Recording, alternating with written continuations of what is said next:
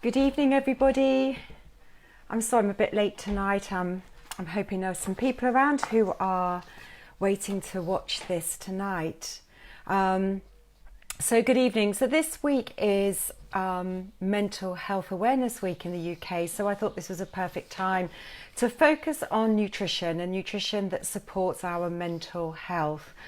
Mental health spans quite a wide variety of conditions and symptoms. So because of the role of low mood and depression and how prevalent that is in the world today, and particularly at the moment, I thought I would focus on nutrition in particular to support our mental well-being, our emotional and mental well-being, whether it's to do with mild depression through to just low mood. I thought that's what I'd focus on tonight. So welcome if you're listening, and or if you're catching up with this at another time. In the very near future, I will be putting my videos onto a YouTube channel, so watch out for that. I'll give more information about that as soon as it's available, but work is going on in the background to do just that. So Mental Health Awareness Week in the UK, week commencing the 18th of May, and just looking at some of the statistics, that the most up-to-date statistics that are available about this, it's quite amazing really when you start looking at this. So 1 in 4 people in the UK will experience a mental health problem each year. 1 in 4 people, mental health problem each year. And in 2016, the last mental health and well-being study that was carried out in 2016 showed that in any given week, 1 in 6 people report experiencing some sort of anxiety or depression. 1 in 6 people at any one time will experience anxiety or depression. And as I said, depression can span quite a wide variety, from quite low grade to more serious. But I think that 1 in 6 could be more at the moment. And I'm sure on a day-to-day basis, some of us are experiencing a high mood and a lower mood on a day-to-day basis. And some of the symptoms are from low mood. People may experience problems with their sleep. Some experience some sort of anxiety. It can affect their weight. It can affect gut issues. I'll talk about a little bit on that just near the end. Poor concentration. Sleep disturbances are very, very common, and irritability. So they're very, very common symptoms that we can experience. And scientific research has shown how much nutrition can influence our mood and our brain health. And I've focused on my 6 tips, the 6 things I would focus on before anything else to really support good brain health, good mood, helping to lessen the severity of depression.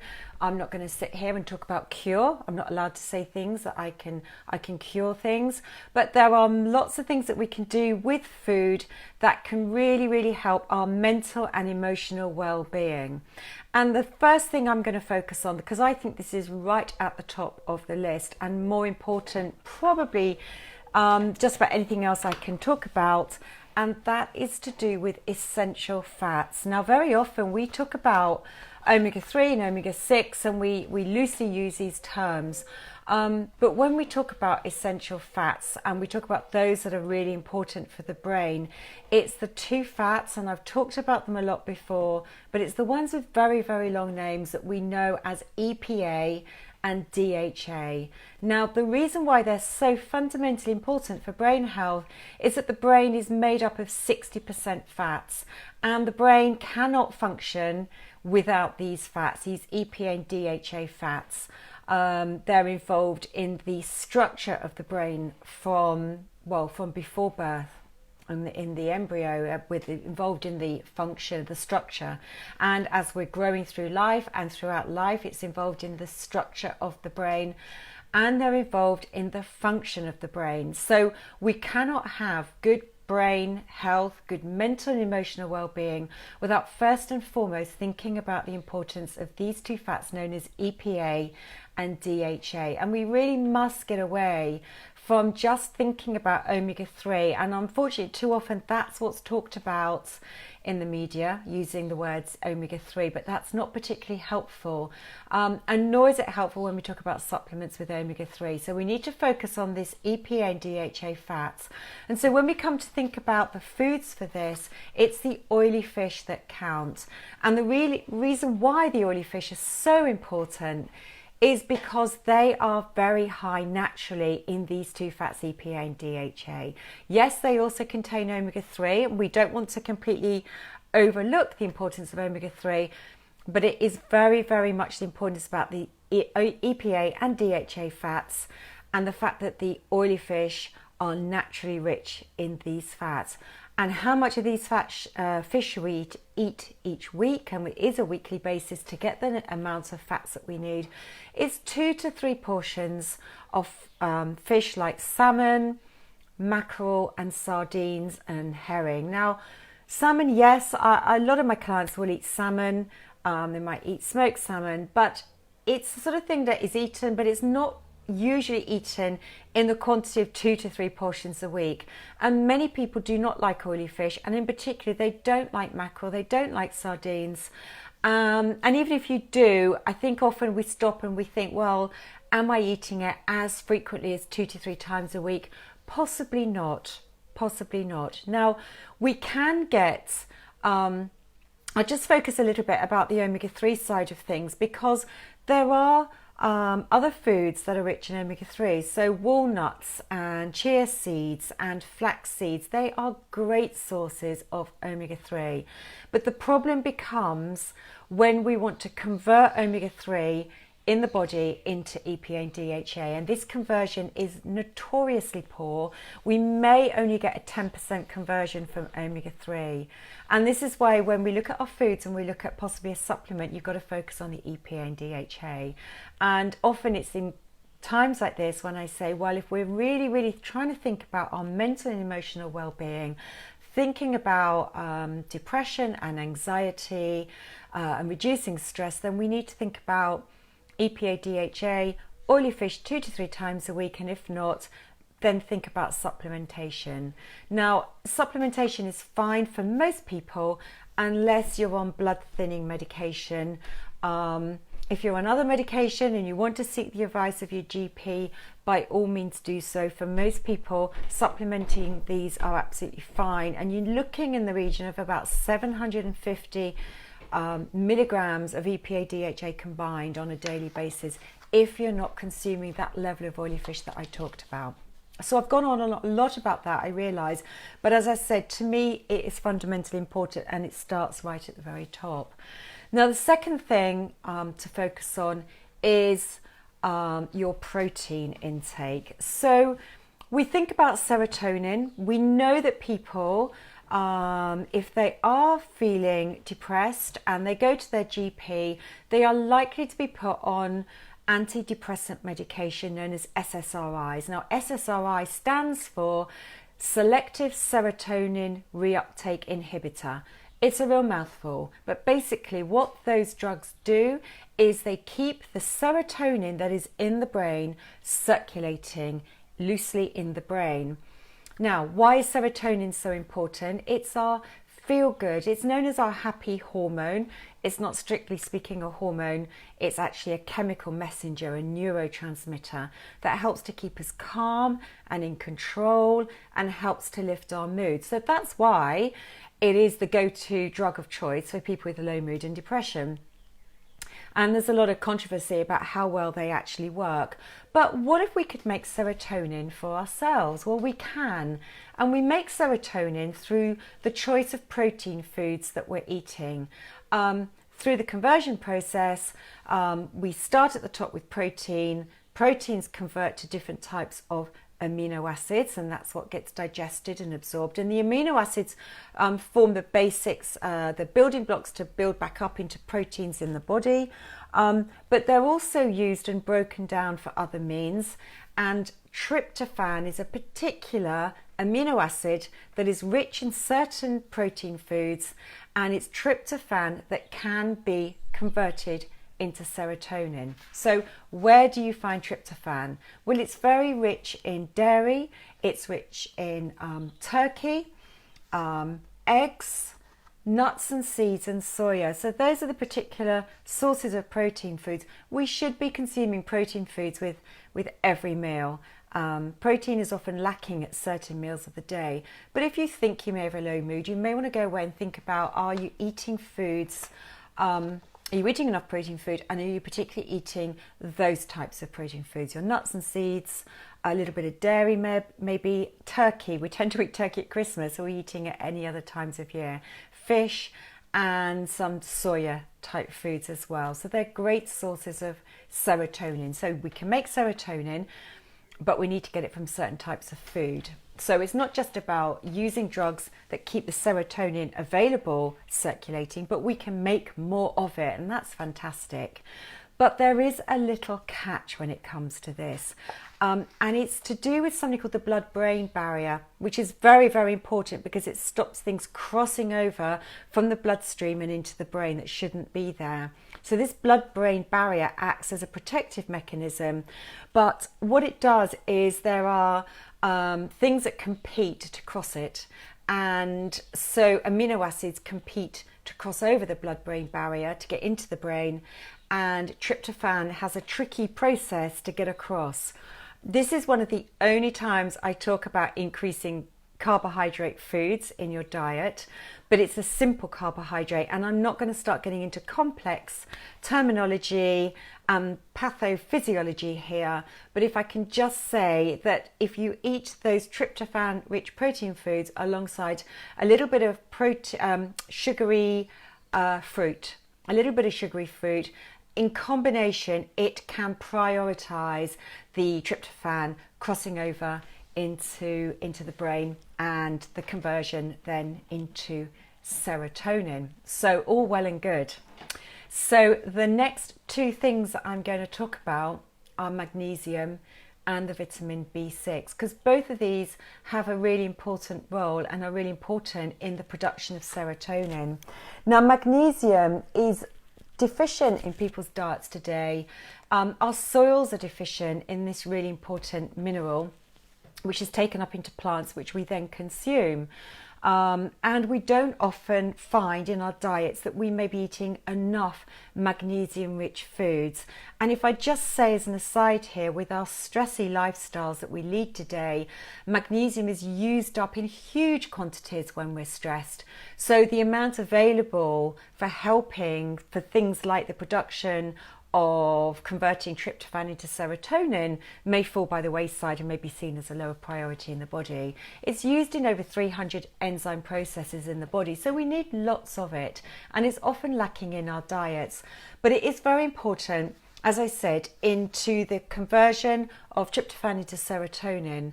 And the magnesium-rich foods you need to think about consuming more of are the dark green leafy vegetables, your broccolis and your kales, your Brussels sprouts, watercress, those types of foods, whole grain foods, particularly things like brown rice, because you get the magnesium in the husk. So it's the whole grain, nuts and seeds. They are excellent sources of magnesium. So think about eating more of those. And then when we come on to B6, let me just say a little bit more about magnesium that I wanted to say in relation to mental and emotional well-being. Because magnesium is involved in the production of melatonin that helps us get to sleep. So it can help us get a good night's sleep, and it's also involved in the regulation of the stress cycle, as I mentioned. So collectively, magnesium has many, many beneficial roles to play in helping to keep our mind and our mood calm and in control, because we need to keep our stress levels under control, and we need to make sure we're getting good sleep as well. So collectively, it has many important roles. So B6, it is involved with magnesium. The two very often go hand in hand together in many processes in the body. So B6, vitamin B6, it's one of a collection of B vitamins, and very often when we take B vitamins as a supplement, we take them as a complex for very good reason, because they work synergistically together. But in our foods, B6 is important for the production of serotonin. But B6, alongside other B vitamins, are also really important for long-term brain health into old age. Lots and lots of research showing the importance of our B vitamins with regards to things like Alzheimer's disease and slowing the progression of it, alongside lots of other things. So we need our B vitamins. Again, we find it in our whole grains, we find it in our nuts and seeds, but it's very, very rich in meat and poultry, eggs and fish, pulses as well. So if you're vegetarian, you may want to think about whether you're getting enough of the other sources to optimize your intake of this really, really important vitamin when it comes to our mental health. The last mineral and the last food type I just want to talk about is zinc. Again, another mineral. It's a trace mineral, but it's another mineral that is highly deficient in our diets today. We know it's really important for immune health at the moment. I've spoken about this in the last few weeks for boosting and helping support our immune system. But when it comes to our mental health, there's been a lot of research to show that those who experience high levels of depression are deficient in levels of zinc in their body. And it's has a very, very important role in our central nervous system too. So it's a trace mineral, meaning we only need it in really small amounts. But even though we only need it in small amounts, we don't get much of it in our diet. Now, if you happen to be an eater of oysters, well, that's fantastic, because they are very, very rich in zinc. But unfortunately, the majority of us don't eat oysters at all, or anywhere near on a regular basis. It's very rich in organ type meats. Again, these are the types of things that are not eaten in our diets on a regular basis. And it is found in other meats and poultry, and in other nuts and seeds and eggs and whole grains. So it goes hand in hand really with what we've spoken about generally with regards to magnesium and B6. But it's much richer in concentration in organ meats and other meats and poultries rather than the magnesium and B6. So again, it's another very essential nutrient that we need to be thinking about. So just running through those nutrients, I've talked about EPA and DHA. Those essential fats from oily fish. I've talked about the importance of protein, and in particular those that are rich in tryptophan, that helps to the conversion into serotonin. And it's the SSRIs that keep serotonin, those drugs that keep serotonin circulating in the brain, that is the first choice drug for those with depression. So we can make serotonin. And we need magnesium and we need B6 to help make serotonin, the conversion of tryptophan into serotonin in the brain. And zinc is really important alongside those for helping lessen depression alongside that as well. My sixth tip of the day here is going back to the gut bacteria and the microbiome. So we know there's this two-way flow of communication and information between the gut and the brain, this gut-brain axis. So we do know now through so much research that I study a lot of, that the alteration of gut bacteria alters the state of our mental and emotional well-being. So more and more research around that. So rather than focus on specific types of bacteria, to support our bacteria, we need to be eating lots of vegetables, as I've spoken about before, lots of diversity, lots of colour, a high intake of vegetables in our diet. So they're going to support the growth and production and diversity of the beneficial bacteria that we need. And at the same time, we very much need to significantly reduce our intake of processed foods and simple sugars. Processed foods are high in the poorer quality fats and simple sugars, because collectively both of those alter the composition of our bacteria and promote the growth of pathogenic types of bacteria that are going to influence the state of our mood and our mental health. So there we go. That's my top 6 tips of how we can support our mental health through our nutrition. I hope you found that useful. That's about 20 minutes today. Thank you for joining in again on my weekly series. I'll be back next Tuesday, bank holiday on the Monday, but I'll be back here at 6 o'clock on Tuesday. Have a great week, everybody. Please leave comments. I'm always interested in your comments and feedback, so leave them in the posts after I've recorded this, or direct message me. And if you do want to be added to my newsletter, do email me at caroline@patenprinciples.com. Thanks, Emma, for your feedback. Thank you. That's really useful and great to know that you found it interesting. My email, caroline@patenprinciples.com, if you want to contact me directly, or if you'd like to be added to my newsletter, which I send out with hints and tips in addition. So thanks a lot, everybody. Have a great evening and enjoy the rest of your week.